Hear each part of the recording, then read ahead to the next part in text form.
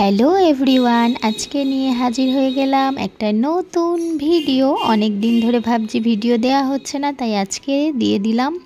দেখো, চলে এসেছি আমার এক বান্ধবীর মেয়ের বার্থডেতে। সেই ভিডিওটাই আজকে তোমাদের সাথে শেয়ার করব। আর আমরা সব বান্ধবীরা মিলে কি করলাম না করলাম সম্পূর্ণ ভিডিওটা শেয়ার করলাম।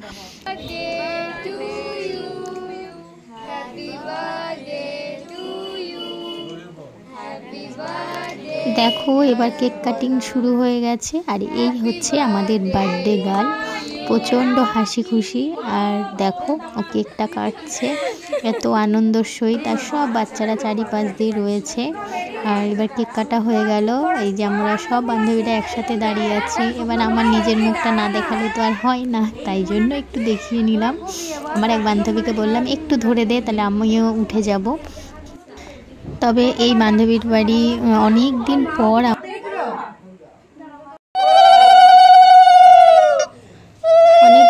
আসলাম এই বান্ধবীর বাড়িতে। তবে এখন হচ্ছে একটু আশীর্বাদ পর্ব চলছে। ওর হচ্ছে বম্মা, ওর মা, ওর হচ্ছে দাদু, সকলে মিলে একটু আশীর্বাদ করে দিচ্ছে ওকে।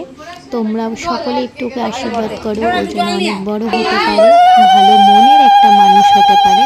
এটাই তো কাম্য তোমাদের সকলের কাছে।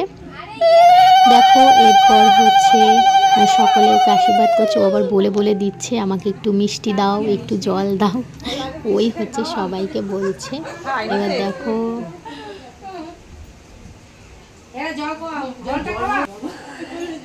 তবে আমরা এখানে গেছিলাম হচ্ছে ছেলেদের নিয়ে।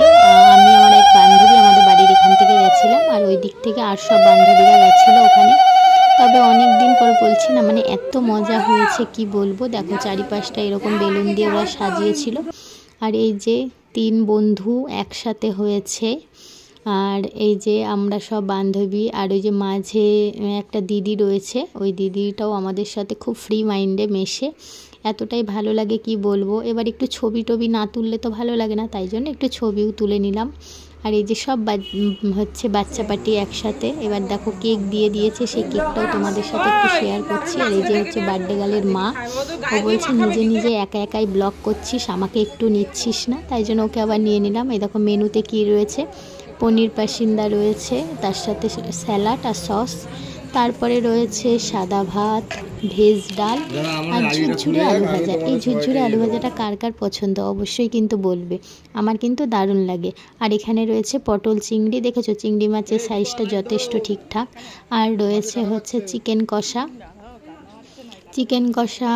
তারপরে সবাই এদিকে চারিদিক থেকে বলছে খাড়ে তোরা, কিন্তু সত্যি পেট কেন জানি না পুরো ভরে গেছিলো, খেতে পাচ্ছিলাম না।